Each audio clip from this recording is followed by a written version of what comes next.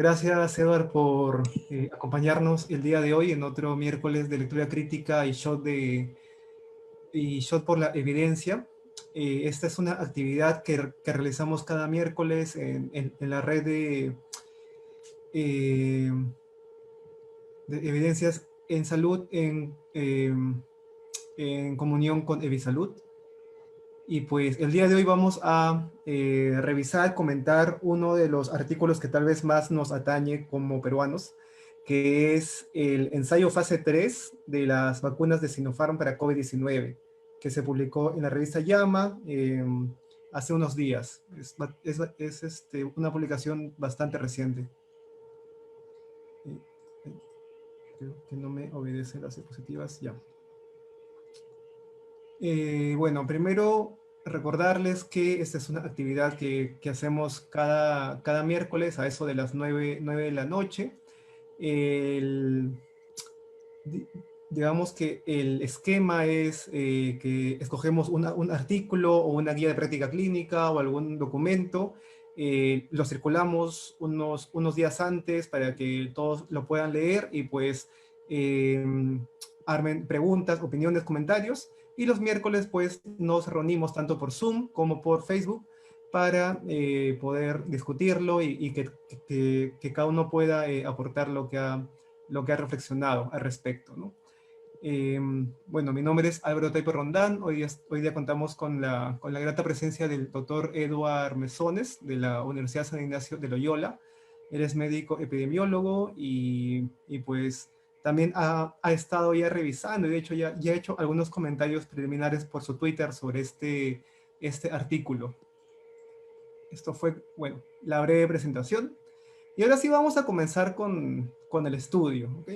La dinámica va a ser así. Primero yo voy a hacer un pequeño resumen, unos 8 minutos del estudio, y luego Edward va a comenzar con los comentarios y vamos a ir comenzando con la discusión. Y si es que tienen comentarios desde ahora, por favor pónganlos, ya sea por el chat del Zoom o por el chat del Facebook. Entonces, este es el artículo, los links están también en la descripción del video de Facebook. Es un artículo que tiene la siguiente pregunta pico, ¿no? La población son más de 40.000 adultos de dos países, Emiratos Árabes Unidos y Bahrein, que son los que finalmente entraron a ese estudio, y tiene dos intervenciones. Una vacuna que es elaborada por un centro en Wuhan y una vacuna que es elaborada por un centro en Beijing, ¿no? Los dos centros pertenecen a la misma, digamos, organización, pero usan dos fuentes distintas del virus. Entonces, a la vacuna de Wuhan, que bueno, se le conoce así, el código que se le da en el artículo es WIB04 y a la vacuna de Beijing HB02, ¿no? Ambas se aplican en dos inyecciones intramusculares con 21 días de diferencia. Y como tercer brazo control, que sería el brazo placebo, lo que han dado es uno de los excipientes de estas vacunas, que es el hidróxido de aluminio, ¿no? Igual con la misma posología, ¿no? El outcome principal es COVID-19 sintomático confirmado por laboratorio, es decir, queremos ver si es que estas vacunas disminuyen la incidencia de tener este COVID-19 sintomático, que tiene una confirmación por PCR en laboratorio. Y el tiempo es una mediana de seguimiento de 77 días. Algunas cuestiones básicas sobre este ensayo es que es un ensayo clínico aleatorizado fase 3, es un análisis intermedio, no es un ensayo que haya concluido. De hecho, los ensayos de las vacunas mayormente están publicándolos, ni bien alcanzan cierto tamaño de muestra, cierto número de outcomes, porque pues necesitamos información rápida, ¿no? Entonces, como otros ensayos de otras vacunas, es un análisis intermedio. Se ha dado desde 16 de julio del 2020 al 20 de diciembre para el análisis de eficacia y al 31 de diciembre para el análisis de efectos adversos. Hay algunos criterios de exclusión, básicamente aquellos pacientes que tuvieron síntomas respiratorios en los últimos 14 días antes del enrolamiento o con enfermedad respiratoria. Sobre la aleatorización, pues nos menciona que fue aleatorizado. En el artículo mismo no lo detalla mucho. En el protocolo me parece que sí menciona que fue mediante un sistema web. Y esta aleatorización es estratificada por site. Y bueno, la asignación se realizó usando sobresellados, una metodología que no veía hace algún tiempo. En cuanto al seguimiento, lo que han hecho es, ya una vez que se ha aleatorizado a los participantes y se les ha dado las intervenciones o el placebo, se les da una llamada telefónica semanal.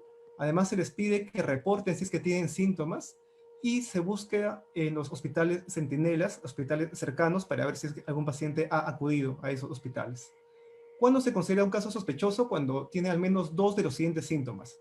Fiebre, escalofríos, dolor de garganta, coriza, mialgia, fatiga, dolor de cabeza, náuseas, vómitos o diarreas, ¿no? Que son síntomas, digamos, inespecíficos.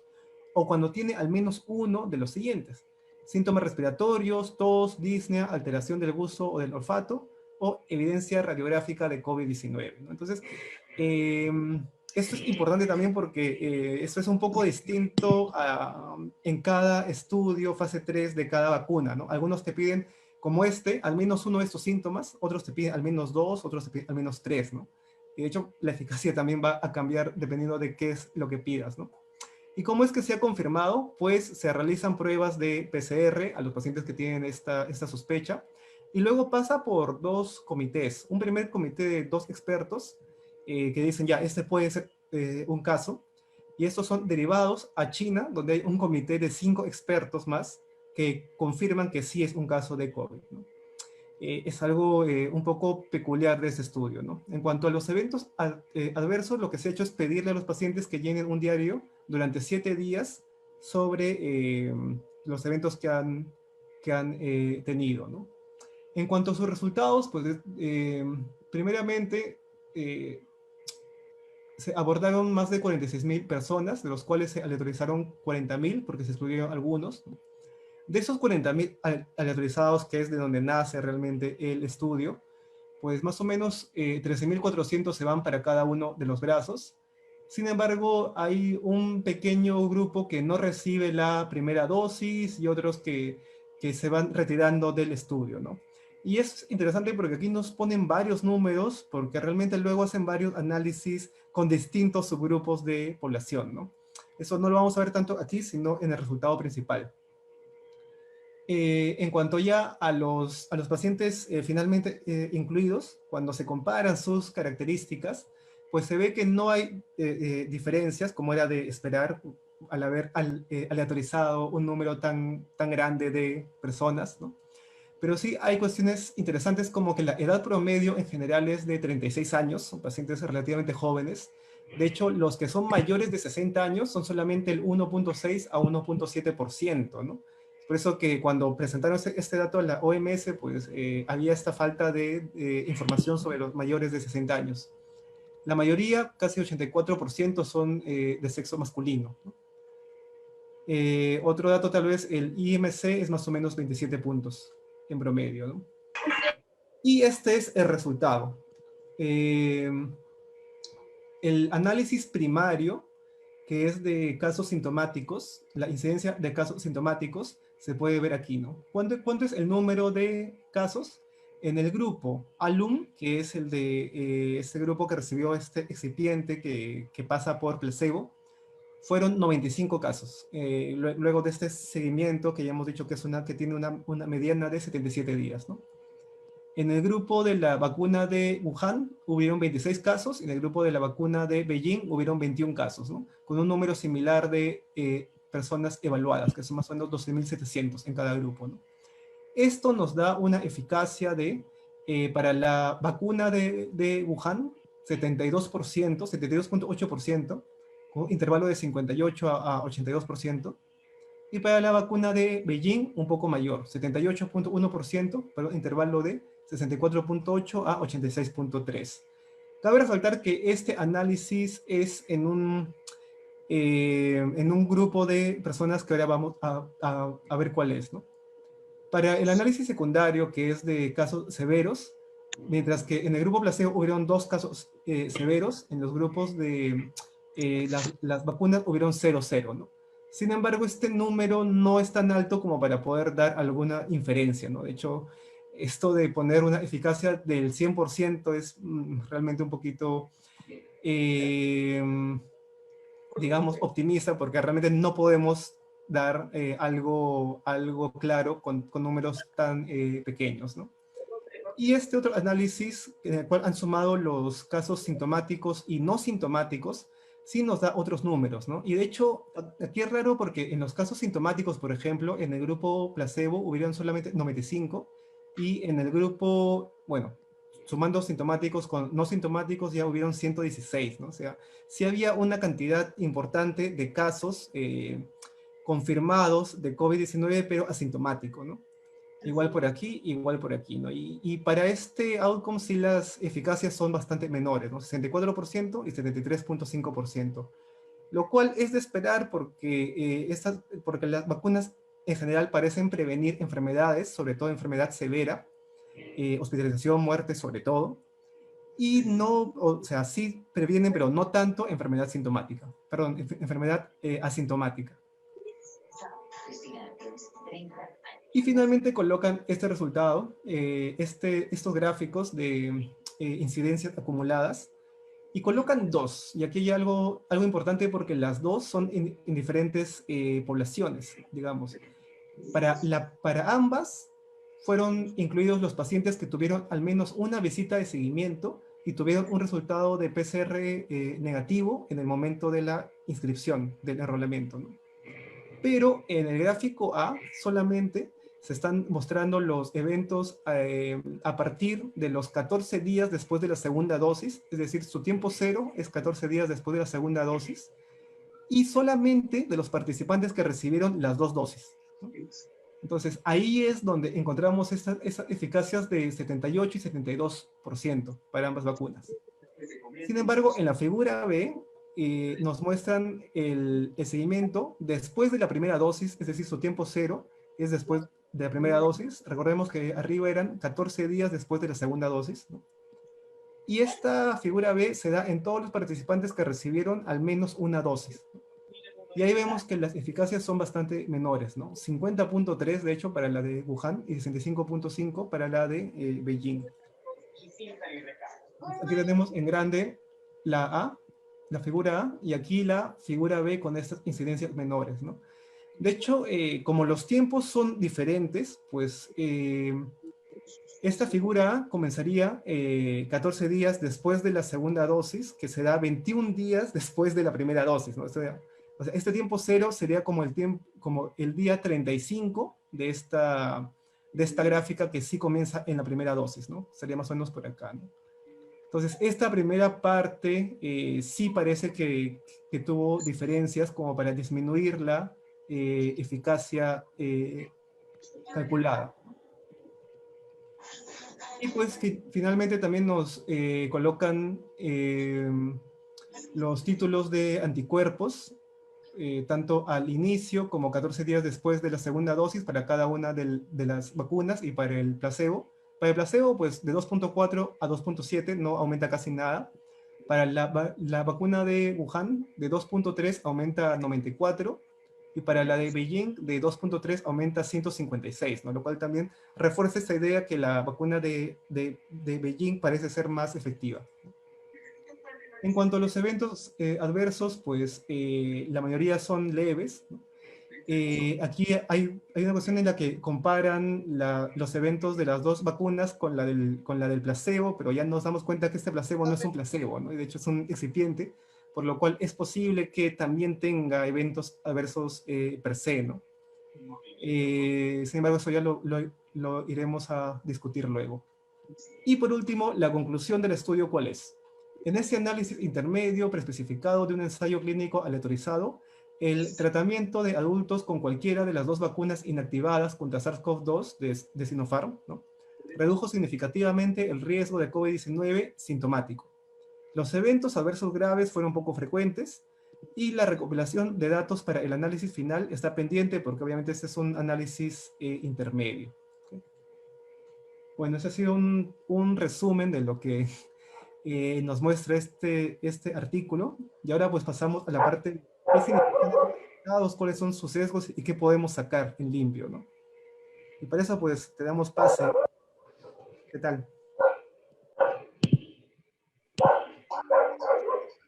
Hola, muchas gracias por la invitación. En realidad, creo que este era un ensayo que esperábamos mucho en Perú. Esta publicación, en realidad, la necesitábamos mucho tiempo atrás. Eh, es interesante porque este protocolo inicialmente tuvo cerca de 3 enmiendas, y la última enmienda fue en octubre del 2020, ¿no? Y el ensayo cerró en diciembre del 2020. Vamos a partir hablando un poco de la vacuna para entender algunas diferencias que creo que son importantes, yéndonos al desarrollo mismo primero de la vacuna y entender por qué estas diferencias entre Wuhan y Beijing.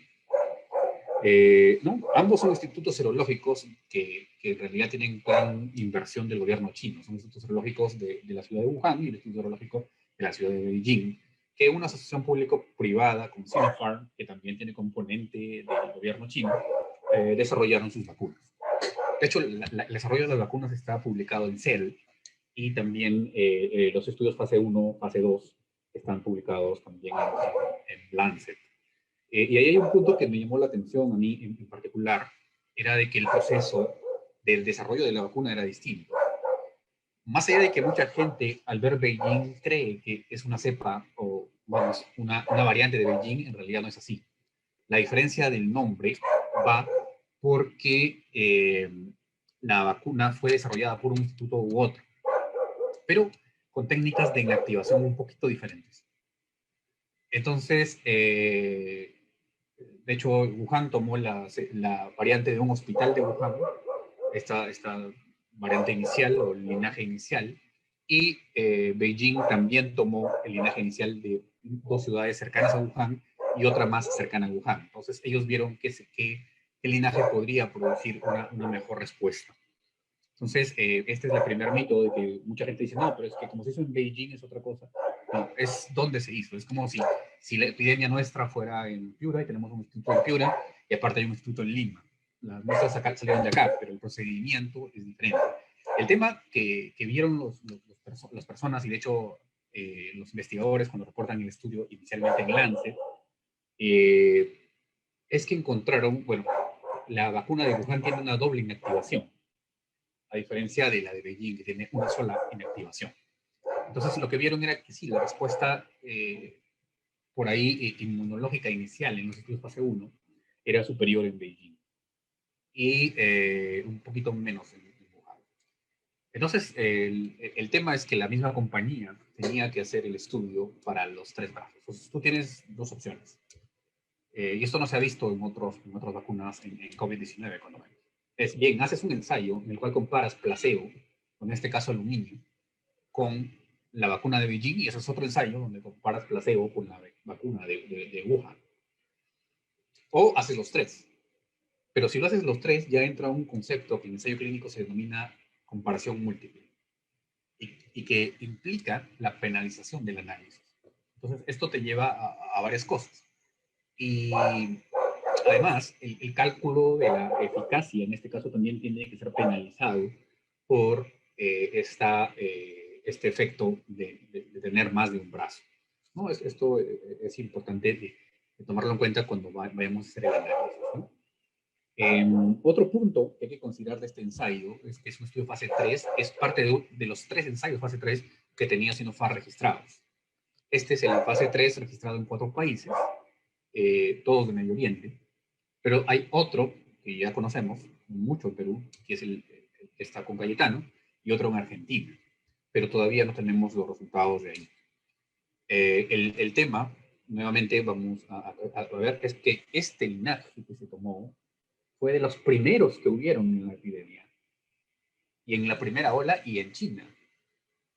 Entonces, la presencia de otras variantes para ese entonces era muy remota. Eh, ¿No? De hecho, las variantes de preocupación han salido recién en terminar el 2020.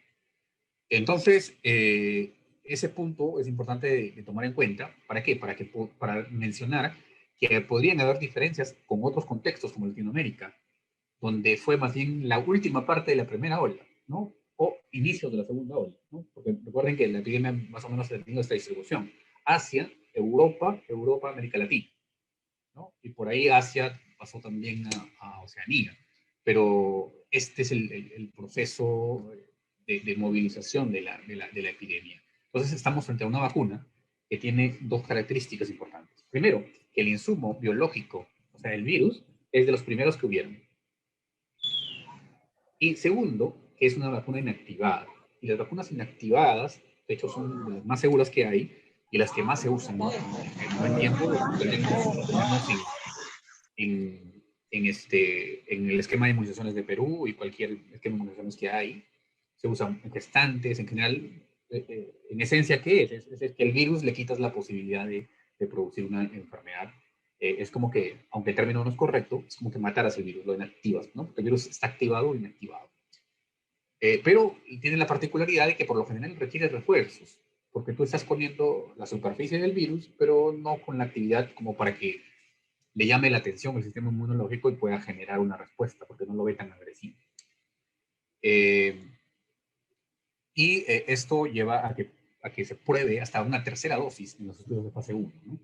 Pero, sin embargo, en ese momento, las dos dosis era lo que tendría a ser la mejor opción. Entonces, este estudio es uno de los 3 fase 3 y este... No, se me fue la... ¿Sí me ven? Se me fue el...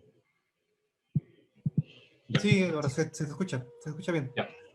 Entonces, este estudio, fase 3, es uno de los 3 estudios fase 3 que están encaminados, fue en 4 países, pero hay un tema aquí. Solamente se reportan 2 países, ¿no? O sea, se reporta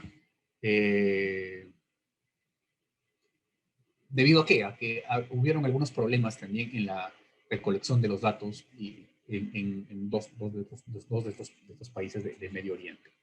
Además, las características de la población que fue incluida generalmente fueron personas bastante jóvenes, ¿no? Eh, y, eh,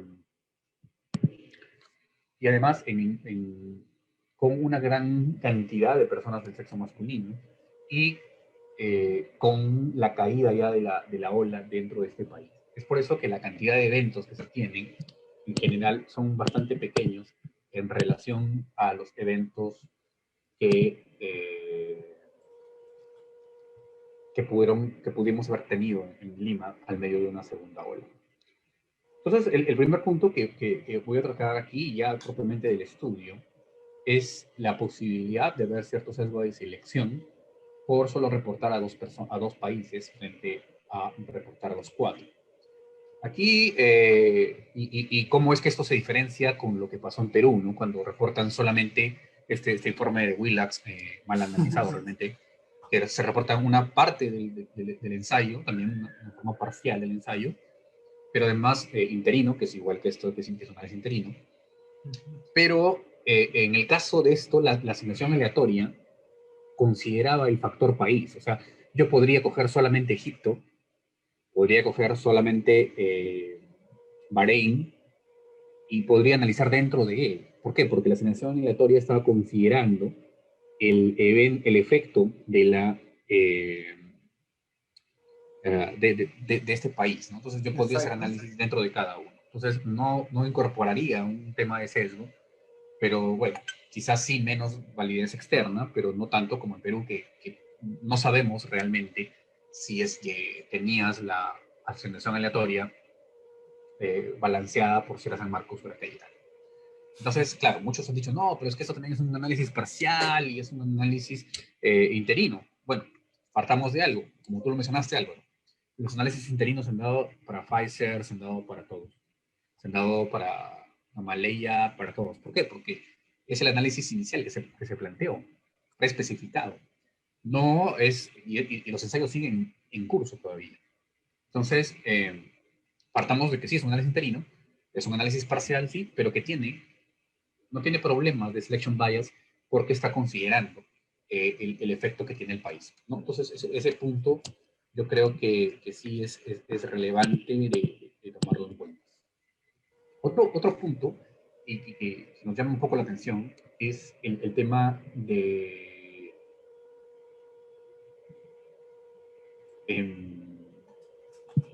es el tema eh, de las subpoblaciones, ¿no? Y esto yo creo que es importante considerar que el ensayo clínico, en esencia, ¿dónde está su mayor punto que lo hace tener mayor valencia externa? Eso está en que hay asignación aleatoria. Esta asignación aleatoria lo que hace es distribuir de manera homogénea los grupos dentro de cada, digamos, las características de las personas dentro de cada grupo. Entonces, lo que es comparable es el grupo, no individualmente. Y eso se hace al inicio. Recordemos nuevamente, alguna vez lo mencioné, el ensayo clínico lo que hace es asignar algo, y lo que yo comparo es la asignación aleatoria, la asignación al tratamiento. No estoy comparando que si lo tomas o no lo tomas, simplemente es la asignación al tratamiento. Entonces, esa forma de analizar se llama análisis por intención de tratamiento. Es la intención que yo tuve para que tú tengas un tratamiento o placebo. En este caso, es la intención que yo tuve al asignarte a que recibas 2 dosis de Wuhan, 2 dosis de Beijing o 2 dosis de placebo. Y ese es el análisis por intención de tratamiento, que no es el análisis principal de este estudio. El análisis principal de este estudio es un análisis modificado para centrarse en considerar aquellas personas que tuvieron mínimamente 2 dosis. Y algunos dijeron, sí, pues nuevamente los chinos que hacen esto. Pues en realidad no es así. En vacunas ese es el tema. En vacunas es una forma diferente de analizar las cosas. Y muchas veces el reporte se hace sobre subsets, o sea, sobre subpoblaciones que no tiene que ver con la población general. Es más, hacen un subanálisis para ver qué pasó si recibes una dosis, qué pasó si recibes 2 dosis, qué pasó si recibes las dosis completas, y si eres parte total del seguimiento, etc. Eso lo diferencia un poco del ensayo clínico tradicional. Es por eso incluso que si nos vamos al tema de, de, de la clasificación que da Rothman, eh, este,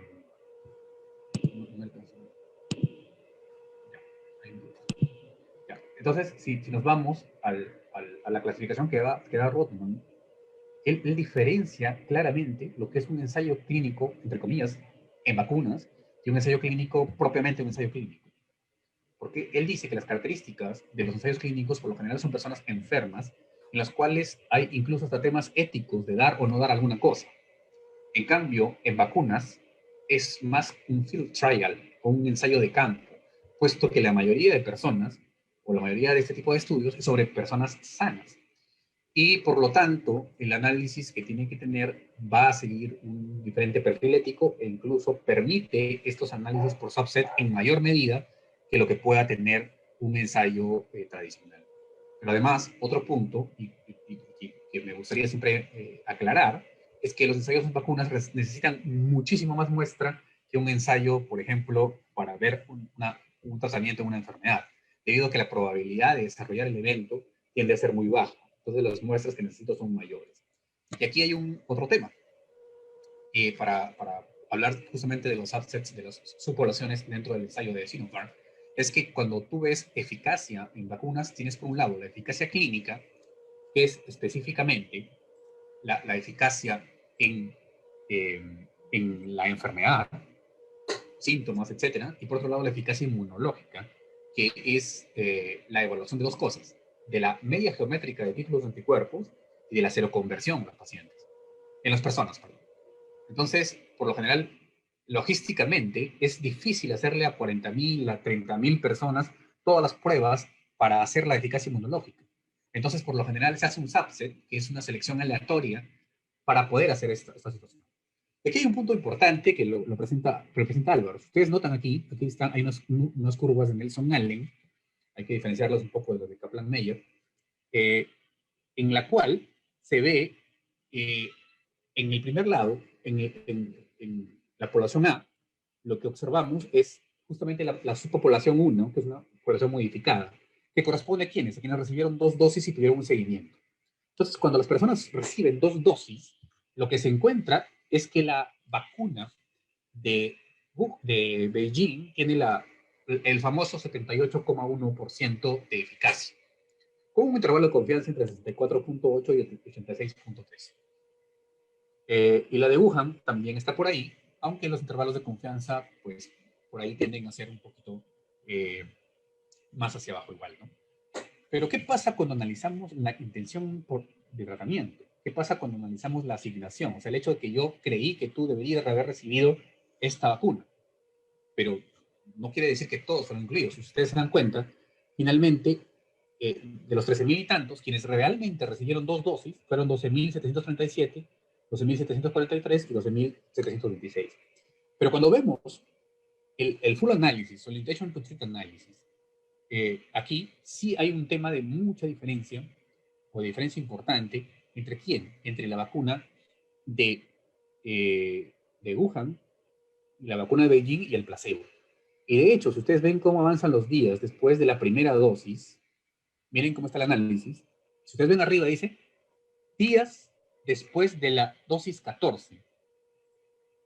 Perdón, 14 días después de la dosis 14, arriba, en el modificado.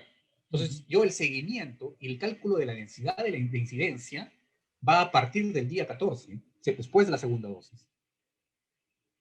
¿Correcto? Mientras que abajo, ustedes pueden ver que el cálculo se hace a partir de la primera dosis. O sea, a partir de que la persona recibe la primera dosis, yo hago el cálculo. Entonces, aquí sí se ve un tema con la vacuna de Wuhan. Se ve que esta vacuna no logra separarse notablemente de el placebo, ¿no? Es más, llega el día 40 y recién se ve una caída de esto, que probablemente ya esté asociado a una segunda dosis.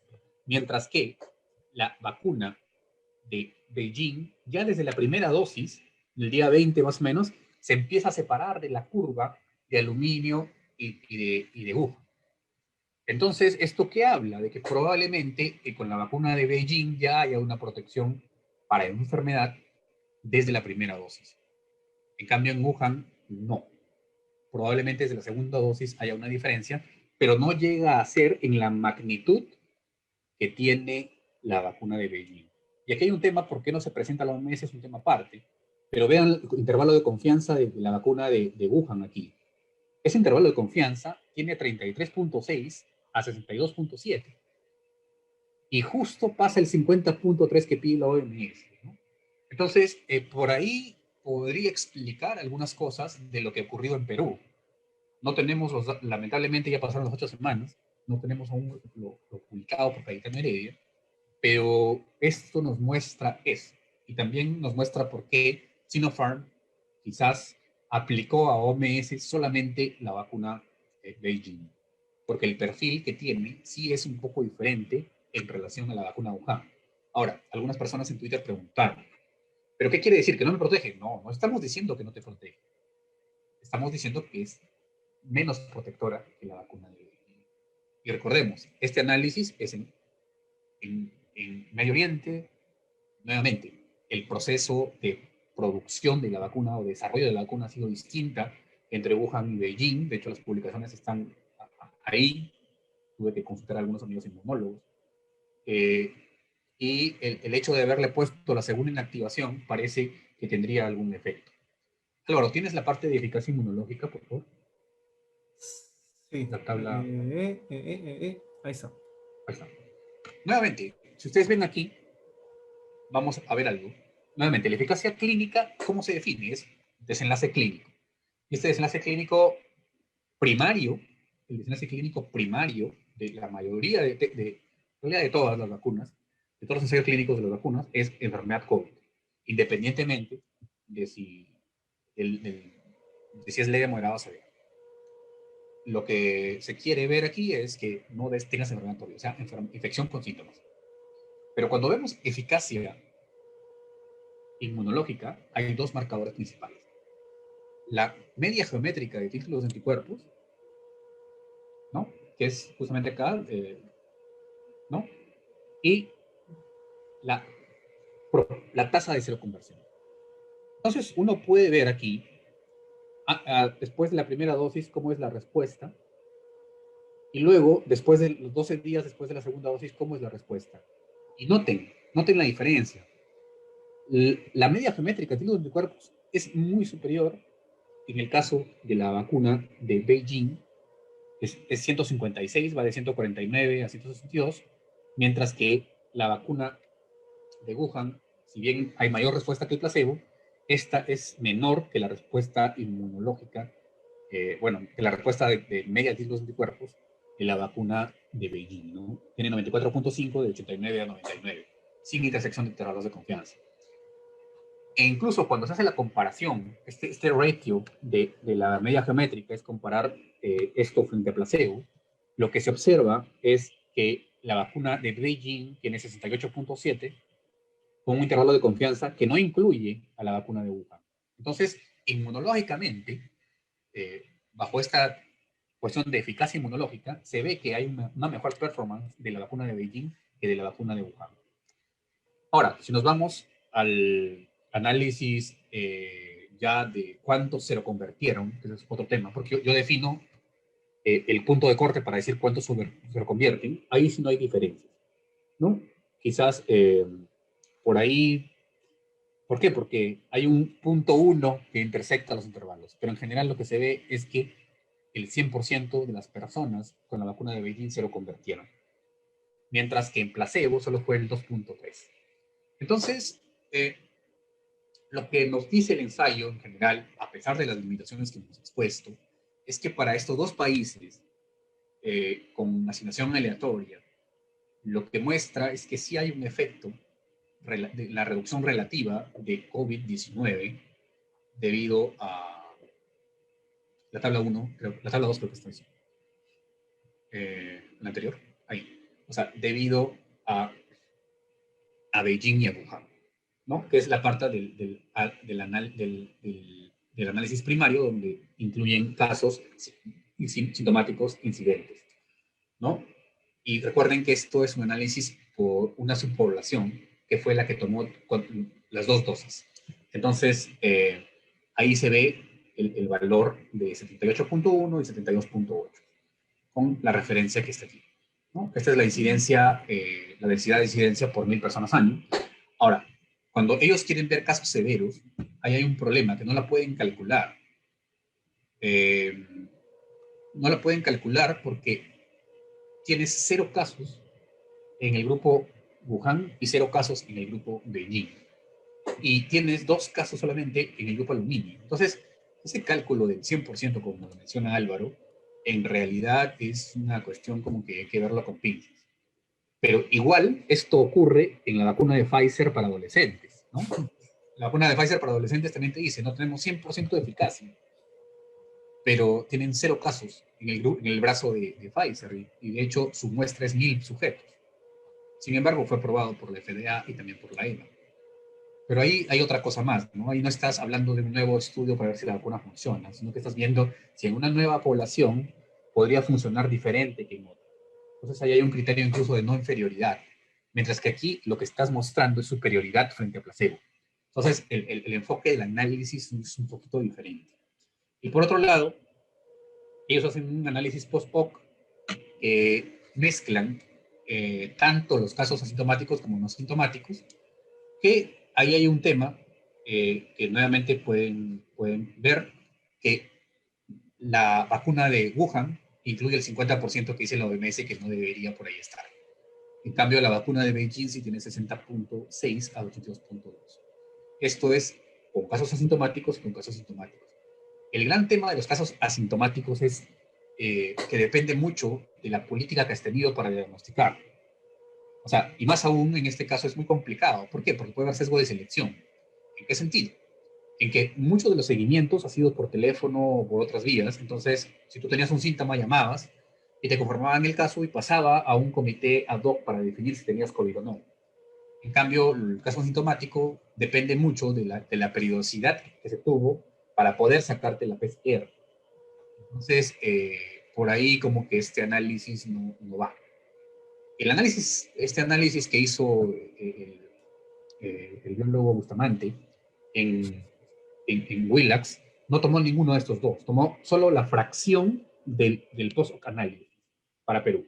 O sea, separó asintomáticos de sintomáticos y se centró en los asintomáticos, lo cual depende en gran medida de la política de seguimiento que tengas, porque y te va a dar ciertos periodos eh, discretos. ¿Cómo es esto? Les explico. Lo que pasa es que si a mí me da un síntoma el martes y yo lo reporto, es probable que tenga un protocolo para que luego de ese inicio de síntomas me saquen una muestra. Pero ya me definieron que mi enfermedad empezó el martes. Y si esta misma semana empieza el sábado, pues también empezará el sábado y hay una diferencia de días persona.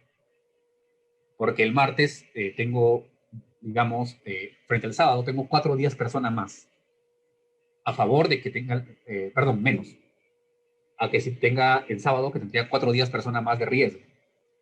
En cambio, cuando es un tema de sacar muestras cada 14 días, ese periodo me da 14 días porque discretamente definí eso. Y luego el siguiente periodo va a ser 14 días, el siguiente periodo va a ser 14 días, el siguiente periodo 14 días. Pero puede ser que yo esté infectado desde, 10, no sé, 5 días antes. Entonces, a veces el persona año en casos sintomáticos es difícil de calcular. Sin embargo, en esta cadena televisora se hizo ese análisis fraccionado para presentar esto. No sé si por desconocimiento o mala intención. Bueno, ustedes pueden sacar. Pero el tema es que esto es un análisis en el cual se basó la OMS, pero solamente en el brazo de Wuhan, perdón, de Beijing. De Beijing, ¿no? Incluso en Willax también presentaron el brazo de Wuhan como Beijing y de Beijing como Wuhan. Ya, Malintencionadamente, porque la vacuna que compró el gobierno es la de Beijing y justamente era la que tenía menos efectividad, entre comillas, para ellos, que en realidad era eficacia sobre casos asintomáticos, ¿no? Entonces, este análisis de solo casos asintomáticos en realidad ni siquiera se da en estudios de efectividad. O sea, en los estudios de efectividad te ponen enfermedad o sea, te ponen enfermedad con síntomas y sin síntomas, sumado a síntomas.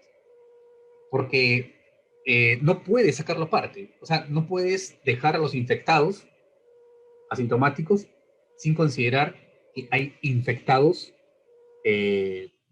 asintomáticos solamente. O sea, ambos tienen la infección, pero unos tienen síntomas y otros no. Entonces hay una discusión bien interesante que se ha armado sobre si vale la pena ver solamente infección asintomática. No. Realmente los estudios de efectividad lo que te ven, o sea, porque es quienes tienen la infección, tengan o no síntomas. Y hay otro punto, Álvaro, que es importante, ya que tenemos poquito tiempo, es que en general los ensayos clínicos, en este tipo de ensayo clínico, lo que se ve es la protección directa. Entonces, al verse protección directa, están trabajando y bajo ese sustento se trabaja sobre COVID-19, o sea, enfermedad con infección. En cambio, en efectividad, tú ya tienes efecto indirecto, porque conforme la población va siendo vacunada, las probabilidades empiezan a disminuir con el resto. Y por lo tanto, puede haber un efecto indirecto sobre la infección también. Entonces, ese punto es bien interesante, ¿no? De hecho, los estudios sobre vacunas tienen un montón de cosas y algunos epidemiólogos incluso decían, oye, pero ¿cómo sacas este valor relativo?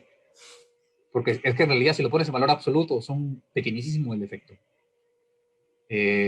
Pero esta forma relativa de ser el inverso del resto relativo o el inverso de la razón de tasas de incidencia ayuda un poco a entender mejor las cosas, ¿no? O sea, por ejemplo, una eficacia de 90% quiere decir que si tenía 10 casos en 100 personas antes, que al poner la vacuna paso a tener un caso en 100 personas. Y es más fácil de entender que si te pones a ver específicamente la forma de reducción absoluta, ¿no? Y lo Bueno, malo aquí es que cada ensayo está haciendo una dinámica distinta, ¿no? Por ejemplo, lo que has discutido tú ahora es propio de Sinopharm, pero como lo ha presentado Sinopharm es distinto a como lo ha presentado, por ejemplo, Pfizer. Diferencia uno, por ejemplo, Pfizer O sea, aquí, por ejemplo, Sinopharm coloca esos, esos dos gráficos, ¿no? El de arriba, en el cual todo comienza 14 días después de la segunda dosis, igual al gráfico, al único gráfico que presenta Pfizer, ¿no?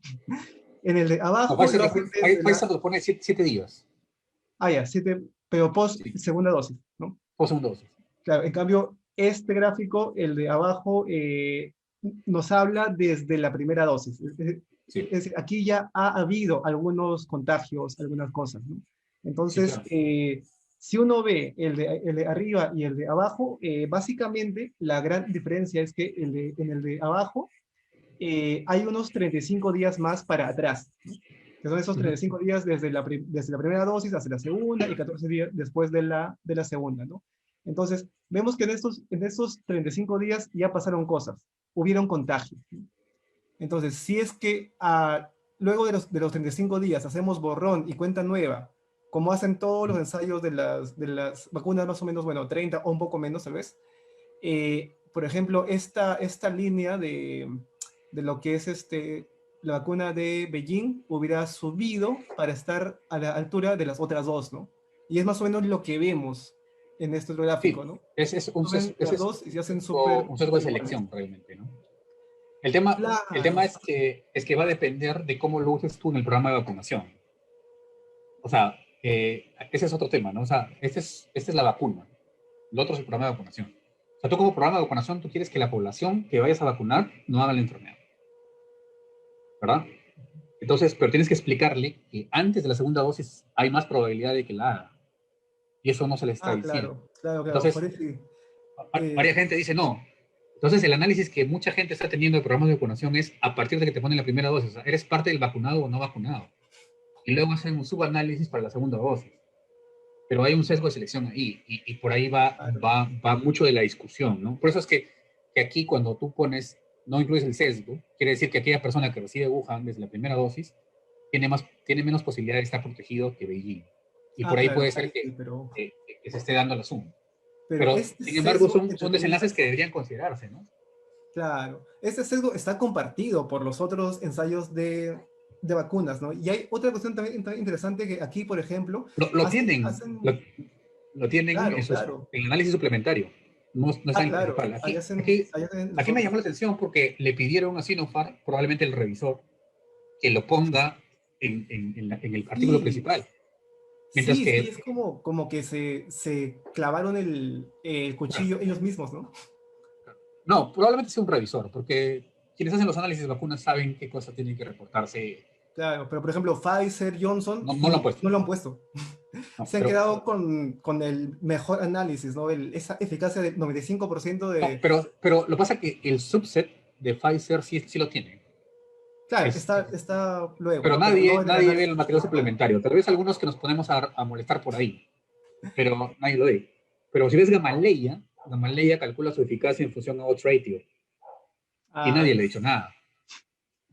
Entonces, y por ahí sabemos que el odds ratio como que sobreestima algunas cosas. Claro. Y lo otro, para comparar las eficacias, es entender a qué llaman caso, ¿no? Por ejemplo, aquí hacen llamadas semanales, lo cual Pfizer, por ejemplo, no hace. Hace una al mes, creo, y otra a los 2 meses, ¿no? Por ahí. En cambio, acá hacen llamadas semanales, vigilancia activa, vigilancia de los hospitales Centinela. O sea, parece que este estudio de Sinopharm se les ha hecho más posible captar realmente los casos que hay y ha tenido tal vez menos pérdidas que otros, ¿no? Y si capta realmente los casos que hay, que por lo menos tengan algún síntoma, pues obviamente tu eficacia va a ser menor, porque vas a captar casos aún más leves de los que captarías si solamente tú le dices a tus pacientes, ya mira, si tienen síntomas vuelven, ¿no? Entonces tal vez no vuelvan hasta que realmente estén un poco graves, ¿no? Entonces, esto también, esta distinta forma de captar casos, pues puede hacer que las eficacias no sean comparables. Y sobre todo porque cada estudio tiene una distinta metodología para captar casos, ¿no?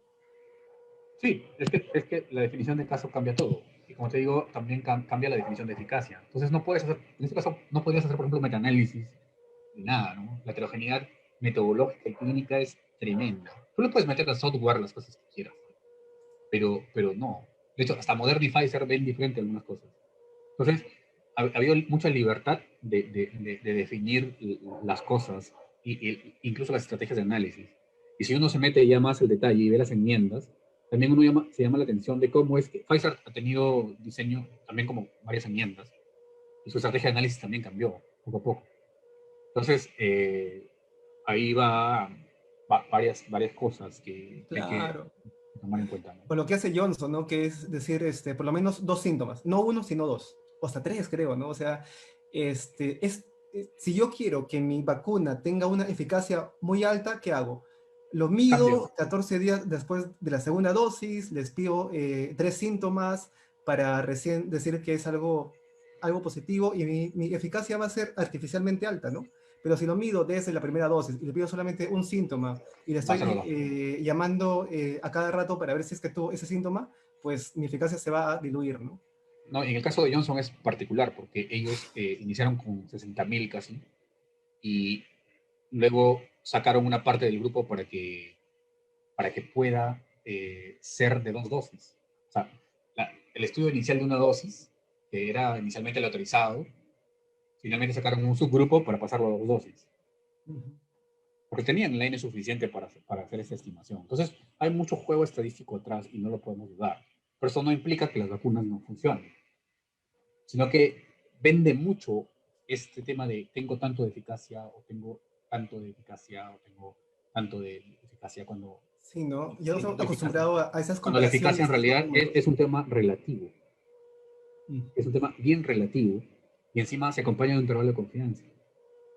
Entonces, probablemente si esos intervalos de confianza, otras cosas te den, ¿no? Eso pasa con lo de Pfizer, con lo de adolescentes, que la eficacia va de 78 a 100, ¿no? Entonces es un intervalo de confianza que te soporta 22 unidades. Es muy impreciso. Pero bueno, pero se aprueba. Entonces, es más, es probable que de aquí las nuevas vacunas que vengan, más ya sean estudios de no inferioridad que de superioridad, porque ya tienes vacuna previa, ¿no? Ya no tienes por qué someter primero por ética a alguien a que sea placebo, pero además que la técnica estadística que vas a usar ya te va a permitir tener menos muestras y demostrar simplemente no inferioridad a otra. Eso viene y mucha de la historia de las vacunas es así. En neumococo pasó, se pidió simplemente, o sea, la única que tiene eficacia para clínica realmente es la vacuna 7 valente. Cuando salió la 10 y la 13, solamente OMS, el SAGE, dijo, no, que no haya no inferioridad inmunológica. Y todos así, wow. Pero es porque si ya demostraste que una es buena, lo que tienes que demostrar es que no. ¿Por qué? Porque también hay un tema de escasez, ¿no? Entonces hay un contexto en que analizar. Es diferente que otras cosas donde sí hay, digamos, comparo aspirina frente a otro nuevo medicamento, aspirina hay. O sea, los pacientes pueden recibir aspirina. En cambio acá, la escasez de vacunas sugiere que tengas que hacer esto. Entonces estamos ante vacunas de primera generación, ¿no? Vamos a ver con qué viene la segunda generación de vacunas, ¿no? Claro, ajá. Y una pregunta clásica ahí, Ed, para ir cerrando, porque creo que de acá tienes otra entrevista, es Así, que sin me estaba Carolina haciendo Next. antes, era si es que es necesario que salga el estudio peruano, o ya con ese estudio tenemos todas las respuestas y es mejor cancelar lo que se ha hecho por acá. No, yo creo que por transparencia, por respeto a los participantes y por un tema de credibilidad con la ciencia y la medicina peruana, los resultados deben salir. Ahora, ¿qué tanto? Ahora, entiendo que esto se ha demorado también porque el INE se ha pedido una auditoría externa, hay un nuevo comité de calificación. Lo que ocurre es que, como tú sabes, aquí no es que viene alguien y me dice, ya tengo COVID y te pongo como COVID, no, sino que hay un comité de definición de caso que en base a lo que tiene la historia o el seguimiento de cada paciente define si tiene COVID o no de manera independiente sin saber de qué brazo es. Eso lo están haciendo. Pero yo creo que por por transparencia, eso debería ser. No obstante, a estas alturas, yo creo que ya más bien los estudios de efectividad serían los más indicados, ¿no? Ya hay un reporte del MINSA, hay otro grupo que está trabajando en el INS con la científica, con el colegio médico, incluso ya hay un análisis por ahí de un impacto en médicos, entonces ya hay evidencia del mundo real en Perú, ¿no? Entonces, pero eso no deja de lado que por los criterios que mencioné, debería de publicarse los análisis, ¿no? Sí, ¿no? Y por las variantes, ¿no? O sea, Y igual obviamente aquí, por la presencia y el contexto en que se dio. O sea, es un contexto de segunda ola, donde la probabilidad de contagio es mayor en cada lado, y además es la presencia de otras variantes y de condiciones que hay que evaluar, ¿no? Recuerda que también es en población de salud, donde hay más exposición. Es más o menos lo que pasó con Sinovac, ¿no? Sinovac, cuando Butanán lo hace en Brasil, lo que considera es población médica, donde el riesgo era mayor, entonces su eficacia fue 50 punto tanto, pero era gente que estaba expuesta directamente al virus, ¿no? Como población general que se cuidaba. Entonces, todas esas variables hay que analizarlas con bastante cuidado, ¿no? A mi punto de vista. ujú, claro, genial. No sé si, creo que me comentaste que a las 10:10 ya tenías que ir Sí, saliendo. 10 y 15 tengo que me van a llamar. Ah, ya, genial. Más bien, ya, entonces para cerrar esto, creo que no hay todavía preguntas, pero bueno, para ir cerrando, entonces, ¿qué tanta confianza tenemos en estos resultados de ese estudio? ¿Dirías que tenemos confianza alta o dirías que hay algún sesgo que es como que puede dinamitar este estudio y que nos puede hacer pensar que no ha sido del todo bien hecho?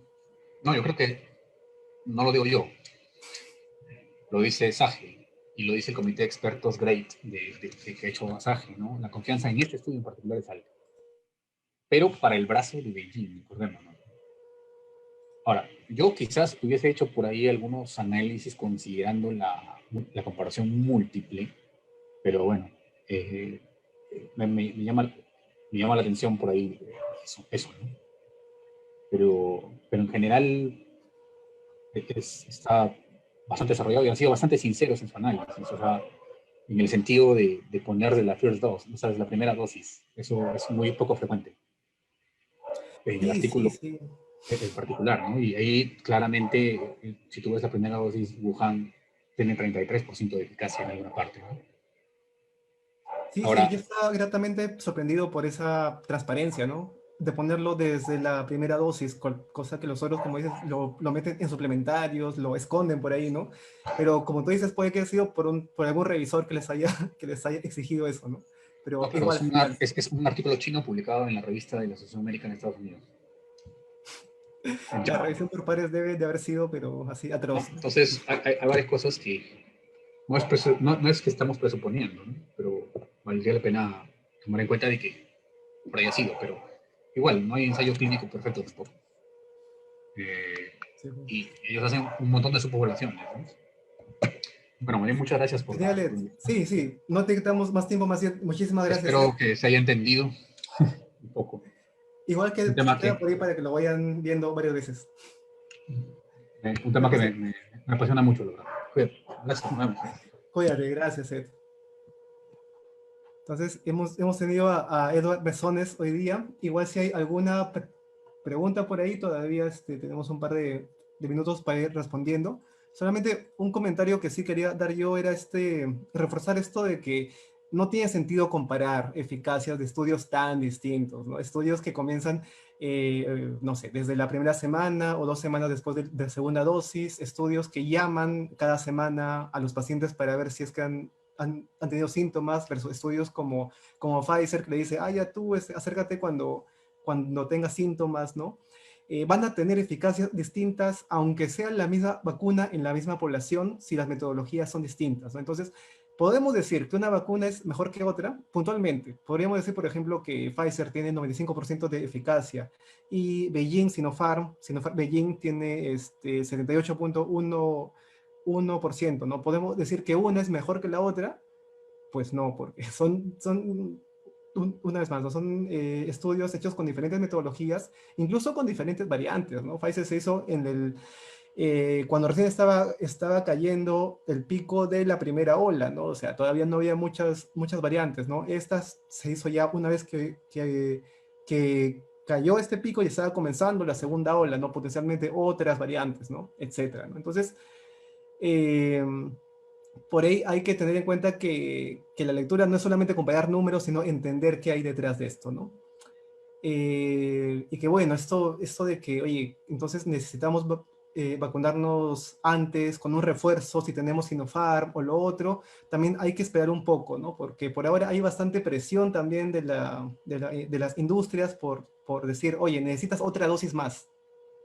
Y si las industrias logran que una tercera, cuarta dosis se dé, por ejemplo, cada 6 meses, no sé, sin ninguna evidencia contundente para eso, pues ya tienen un negocio asegurado de por vida, ¿no?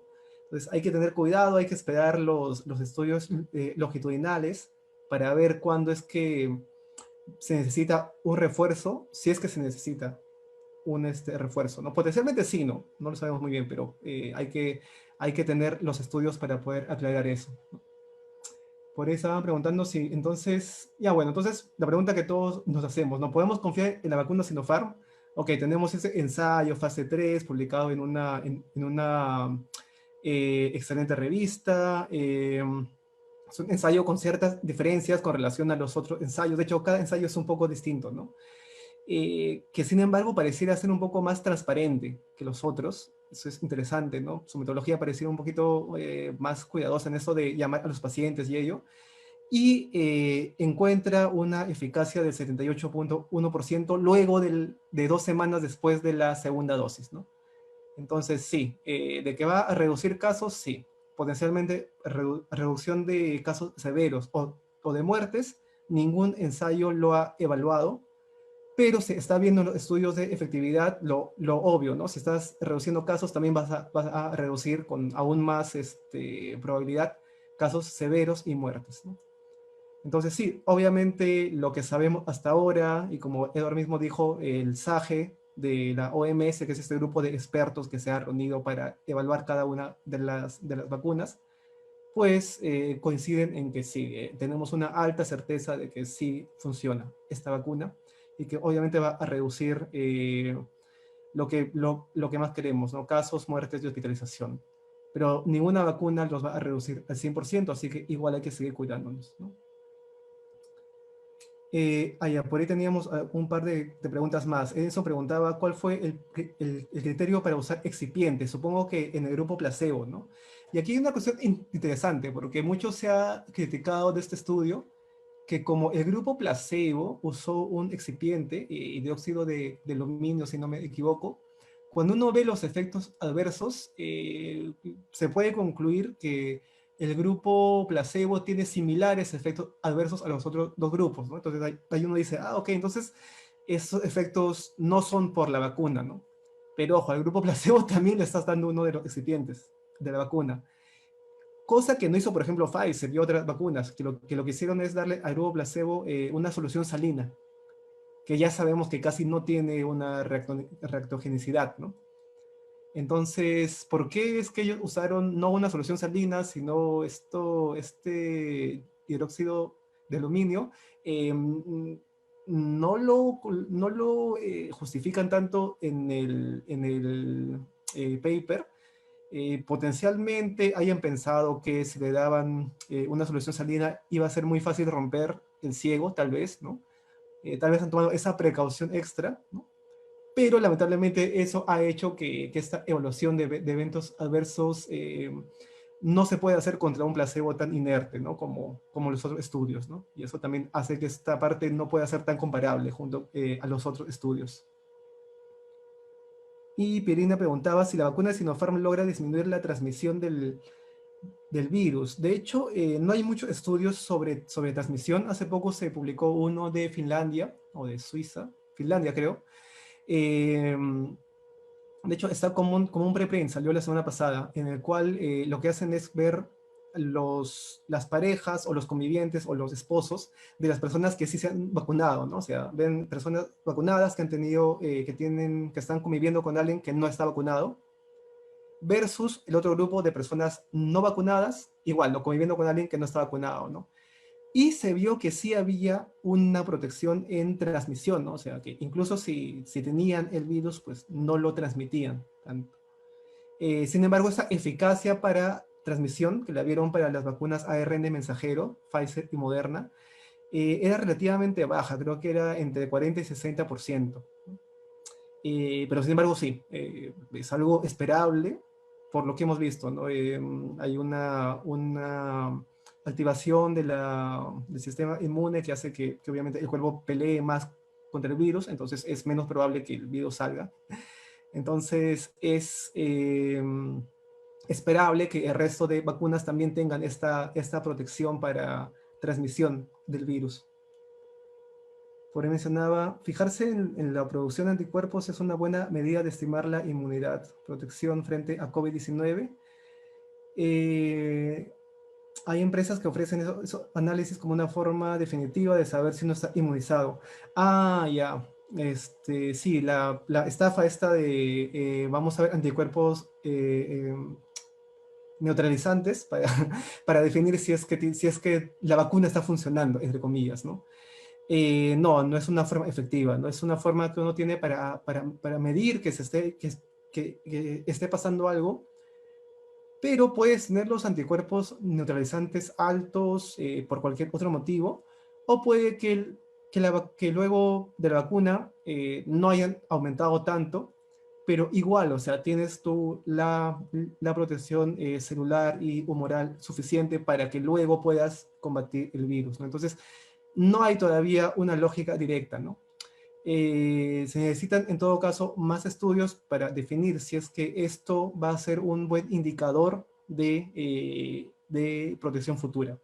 Al menos fisiopatológicamente, lo que han estado discutiendo los inmunólogos, no tiene mucho sentido de que solamente eso, solamente los anticuerpos sean lo único que nos pueda decir que la vacuna está o no está funcionando, ¿no? Así que no se dejen engañar, hasta ahora no tiene sentido hacer esas pruebas.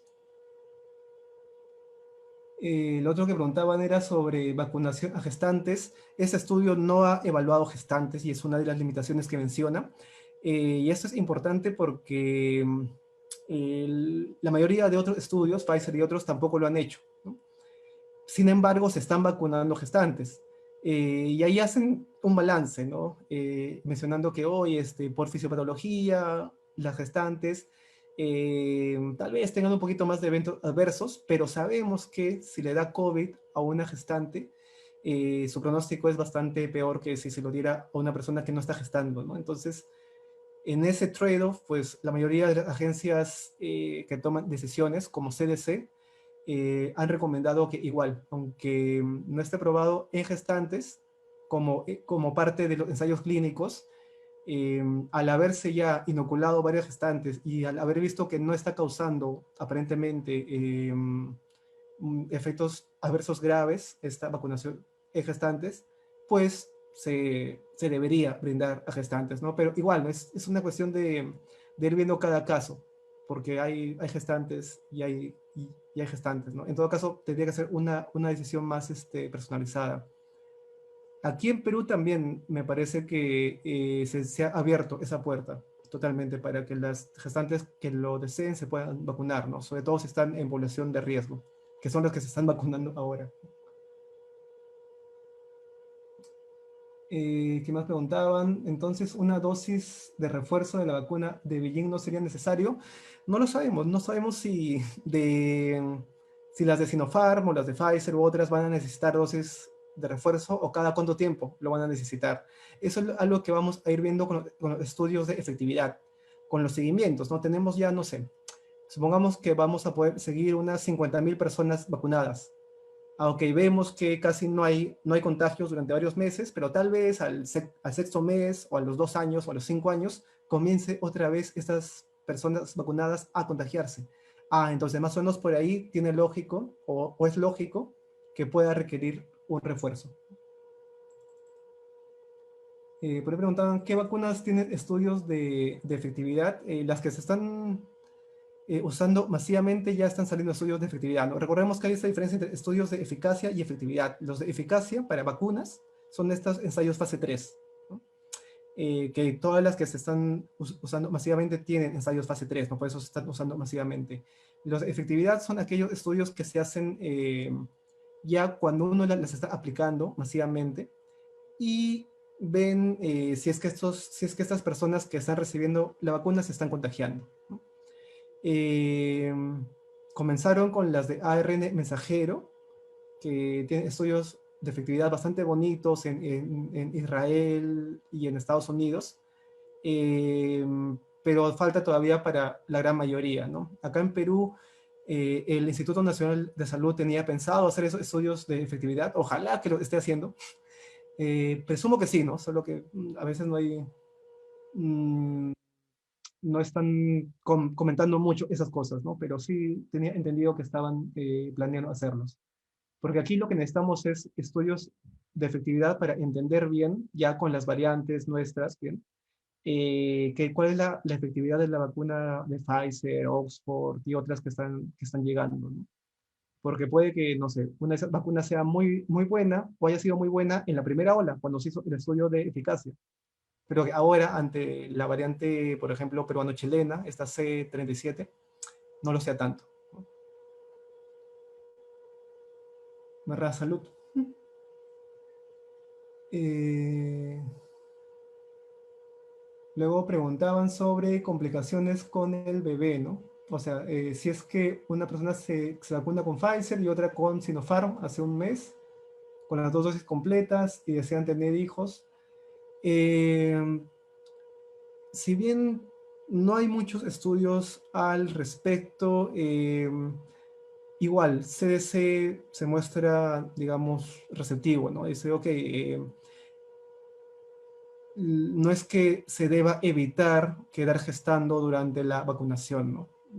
Pero sí, o sea, la falta de estudios al respecto, sobre todo con las RNA mensajeras, por ahí todavía podría llenarse con más estudios, ¿no? Siempre hay una plausibilidad fisiopatológica de que, oye, puede que esto altere en la placenta o ABC, ¿no? No es algo que muchas veces estas plausibilidades fisiopatológicas al final no se dan, pero siempre hay alguna plausibilidad, ¿no? Bastante se habla de los potenciales eventos adversos en la gestación de las ARN mensajeras, sobre todo de esas, ¿no? Porque son tipos de vacunas nuevas de los cuales no se conoce mucho. Sin embargo, ya van a venir estudios para poder ir solucionando todos esos líos. Salud entonces con todos.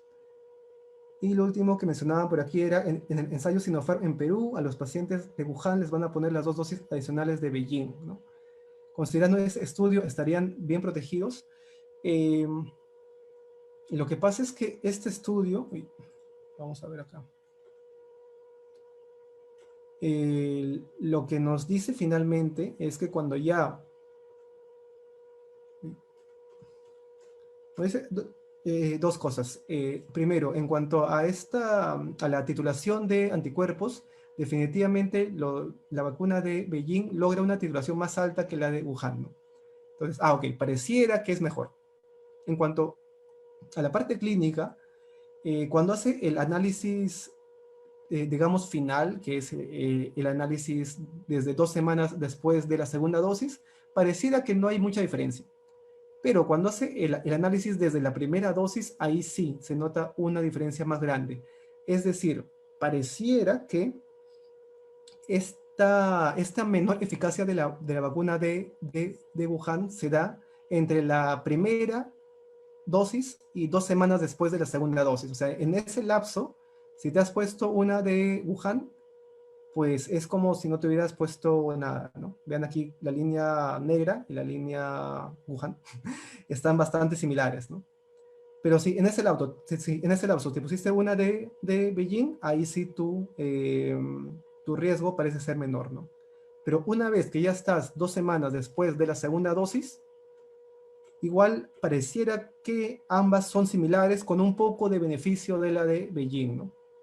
Entonces, claro, si tienes una que parece ser un poco menos efectiva que la otra, aún en esos términos, pues sí, no es una decisión un poco difícil, pero ya yéndonos a, oye, vamos a no tomar ningún riesgo, pues decidieron a los pacientes que estaban con la vacuna de Wuhan darles o aplicarles la de Beijing.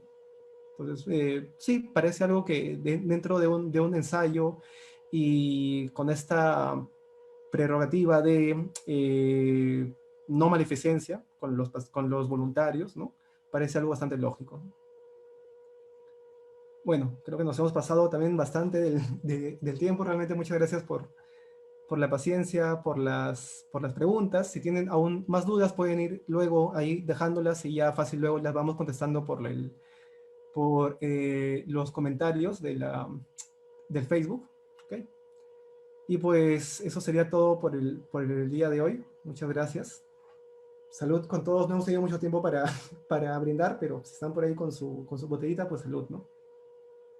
Gracias. Saludos, saludos con todos y salud con todos. Entonces, un abrazo grande y nos estamos viendo el próximo miércoles, donde vamos a hablar sobre la guía de Jetsi, que al fin salió, de Jetsi de Salud sobre COVID-19, ¿no? Vamos a ver con quién podemos contar para que nos hable un poquito sobre eso. Que es la primera guía basada en evidencias con metodología GRADE que se ha hecho en el país sobre manejo de COVID-19, ¿no? Bueno, que se ha publicado en el país sobre manejo de COVID-19. Bueno, recordemos que hasta antes de esto, pues lo único que había era esta resolución del Ministerio de Salud, que era una cuestión bien anacrónica, ¿no? Ni siquiera figuraban los autores, ni la evidencia, ni nada. Entonces va a ser bastante, bastante interesante, ¿no? Nos vemos entonces el próximo miércoles. Cuídense mucho. Chao, chao.